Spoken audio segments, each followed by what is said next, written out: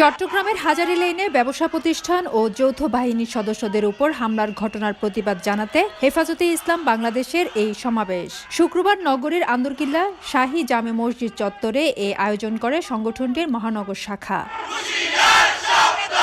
সমাবেশে বক্তারা হামলায় জড়িতদের গ্রেফতারের পাশাপাশি দেশে ইসকনের কার্যক্রম নিষিদ্ধের দাবি জানান। আইনশৃঙ্খলা বাহিনী, সেনাবাহিনী দেশের নিরাপত্তা দিবেন, তাদের উপর আক্রমণ করা এমন দৃশ্যতা প্রকাশ করার সাহস করবেন না।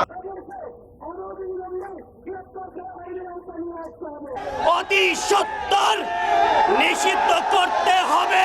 গত 16 বছর দেশে সৃষ্টি হওয়া ফেসিবাদ ও নৈরাজ্য ছাত্র জনতার অভ্যুত্থানে নতসাৎ হয়েছে উল্লেখ করে ফেসিবাদের বিরুদ্ধে ঐক্য ধরে রাখার আহ্বান জানান হেফাজতে ইসলামের নেতাকর্মীরা। সমাবেশ শেষে একটি বিক্ষোভ মিছিল বের হয়ে জামালখানে জেলা প্রেসক্লাব চত্বরে গিয়ে শেষ হয়। ফেরদৌস লিপি, সময় সংবাদ, চট্টগ্রাম।